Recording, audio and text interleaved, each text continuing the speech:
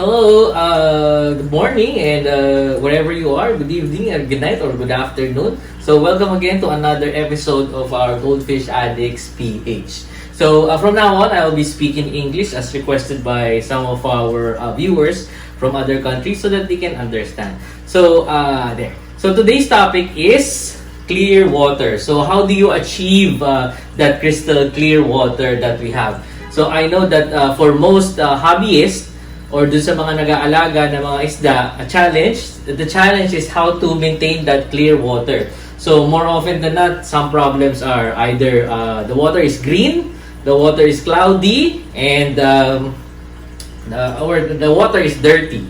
Okay, so tip number 1 on how we can maintain this type of water is the food intake of your fish. Okay, so number 1 is your feeding habits. Okay, so for example, if you are taking care of goldfish, you make sure that once you put in food there, they're able to finish it in about just in less than 3 minutes. Okay, so for example, I just get a few or a pinch for these two.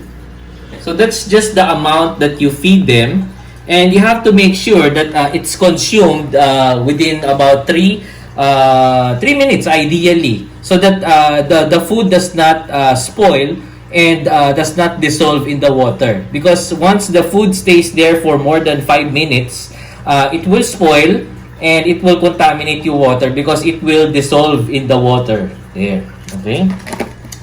So you have to make sure that the amount that food that you would put in there will be consumed within just 3 minutes, like what's happening there. So I feed them frequently, about 5 to 8 times a day. So I'm not overfeeding them. So just small amounts of food several times a day, about 5 or 8 times a day. Okay, so there. So that's tip number 1. So the food. Okay, so number 2 is you have to make sure that you have a good filtration system. So if you can come closer, I have an overhead sump with 1, 2, 3, 4, 5 chambers. Okay, so there. So this is my setup. Chamber number 1, I put in lava rocks or the medias here, and for my chamber 2, this is where I put in my foam. Okay. So for those guys that mostly, I think most of you guys will react, why is your foam or filters on the second chamber? Okay, so I put it in here because I think there's a defect with the manufacturing of my sump. So the level of the glass or the partition here is not done that quite well, so it tends to overflow. So the workaround that I did was I put in a constrictor so that I can control the water that's being sucked up, and then there. So it doesn't overflow anymore, as you can see. Okay. So to make sure that all of the debris or all of the unwanted things are filtered, I put in the foams here in the second chamber. Okay. There. So the third chamber and the fourth chamber composed of other medias. These are porous in nature, so that the beneficial bacteria can grow here. Okay, and then you have here return water. Okay, so there. So I use it also as a filtration or aeration system. So as you can see, I don't have additional oxygen bowl or what. So I only utilize that one and that fluid aeration green over there. Okay, so there. So that's tip number 2, guys. Okay, so I'll just let you see the amount of bubbles that it creates. So if you can look here, so you can see there is sufficient aeration on top of the water and also sufficient aeration in the water there. So you will see here, so these are the aeration. So that's why you don't need to have additional anymore. Okay, so that's tip number 2. So you need to have a good sump or filtration system to filter out the food or the debris or the poop or the feces of your goldfish. So what happens is that submersible pump pumps in the water upwards and it goes through these chambers. So once it goes back filtered already and clean. Okay? Okay. So tip number 3, now that you already have a sump or filtration system, make sure to clean this regularly. Okay? So as you can see, how do you clean this? So I have here a cotton filter or filter wool here. So once this white part becomes mushy or brown in color, that's the time I take it out. Okay, so you will know if already, but if it's already totally like brown or black, so it's really already really dirty, and it's really need for a time for you to change it.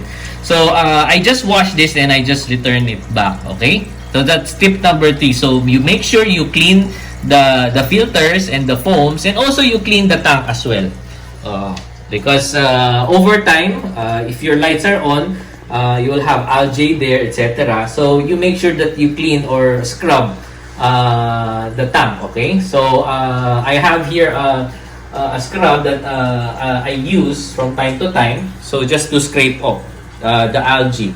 So how do you use that? So just put it in there, and just like a regular broom, so you just so there's a little algae here that was not cleaned up, so there, so I can remove them easily. So there.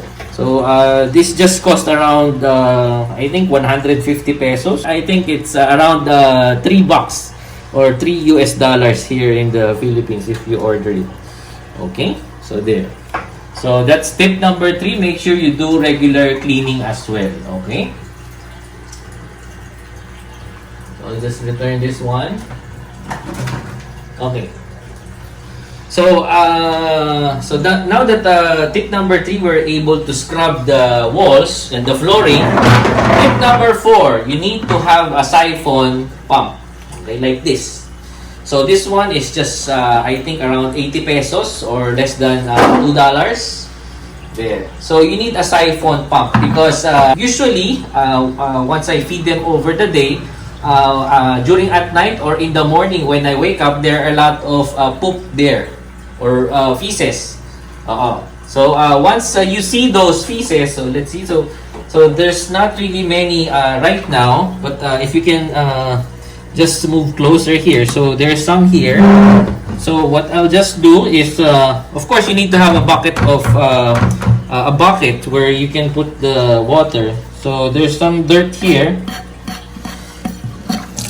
Okay, so you can suck in the dirty things that's stuck or that's on the flooring of your tank. Okay, so you make sure that you have a siphon. So you do this regularly. That's why it's called goldfish keeping.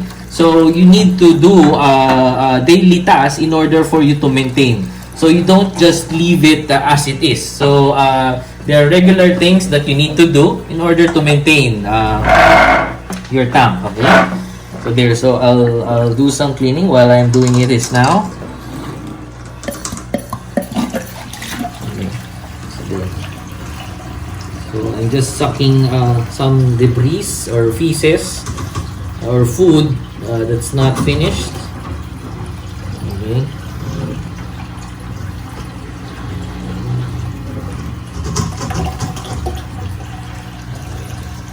So basically it's now clean. You don't really need to remove all the debris there. Okay. So there. Okay. So that's my tip number 4. Okay. Okay, so I'll set this aside now. So my tip number 5 is that now that you removed water, you need to add in water that you removed. Okay, so here's my tip number 5.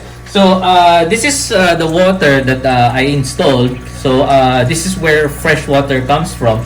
So I just switch this, and clean water comes in. So I put in a water filter in my faucet that filters the water and also removes the unnecessary chlorine. Okay, so you can buy this in SHOPEE or your country where you're from. It's just I bought this for 80 pesos. So also again less than just less than $2. Okay, and just to make sure that the chlorine is removed, so I add because this also helps maintain your water to have that clear. So you need a water conditioner. So for other countries, they use API. Okay. So some use CChem, but those are expensive because this AquaCare, there. So the label is not that good. So this is a new one. So there. So this is AquaCare. So this is just 115 pesos. So a little over $2. Okay. So depends on how much water was removed. So that's how I estimate what to put in. So usually if I remove if I change water 50%, I put in 1 cup. Okay, so that's my computation. So 1 cup full for every 10 gallons. Okay, so I don't really directly put it in the water. So I put it in the sump. Okay. So this is where I put it. So it also passes through these chambers there. So it doesn't directly gets in contact with the fish. So I just put in 2 or 3 because I only remove a few water. Okay. So that's my process. So that's my tip number 5. Okay. So there. So the water is still running. If you can see here.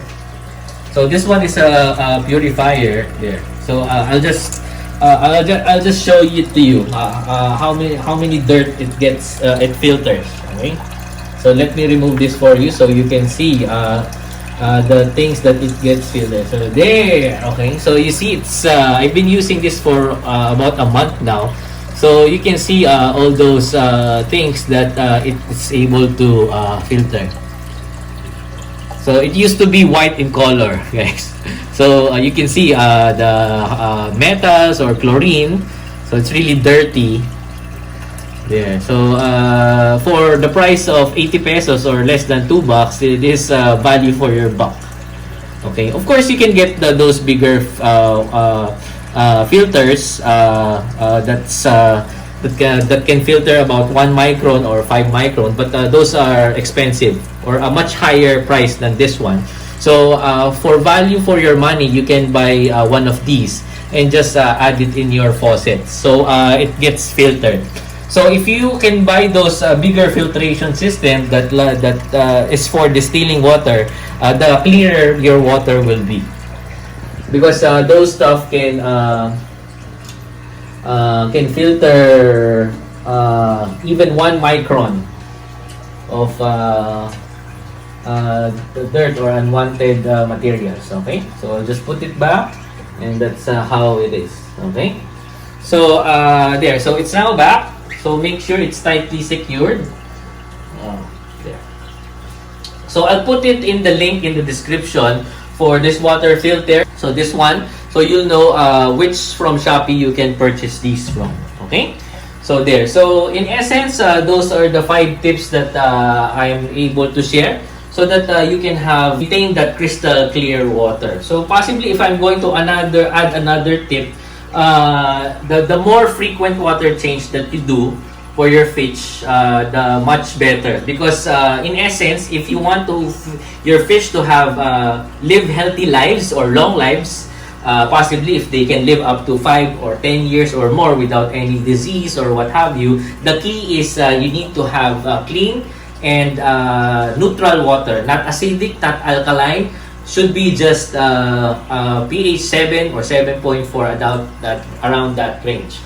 Okay, and there. So basically, that's it. If you want to have crystal clear water. Okay, guys. So just to summarize, I'll post here in this side the 5 tips that I shared, so you can recap and everything. So basically, it's not really rocket science. So it's just a matter of challenging yourself, because if you love your fish so much, you'll be able to do these things regularly. So I mean regularly, guys, not just you do it once a month or once in every 2 months, because it's really a must that you do water change weekly. So for myself, because this tank is in my room, so as much as possible, I do water changes every 2 days. So, and I set it up so that it will be convenient that water goes out directly into my drainage, and water comes in with just a flick of this switch or there. Okay, so I hope you are able to get all the pointers that I've shared in order for you to achieve this crystal clear water. If you have any comments, just drop them in the comments below. And if you like this video, give it a thumbs up. Okay, so don't forget to subscribe and hit the notification bell if you want to receive updates or tips on how you can better take care of your fish, specifically goldfish or other betas or other freshwater fishes. Okay, so that's it for me. Thank you very much for watching, and see you again in our next video. Bye-bye! Happy goldfish keeping!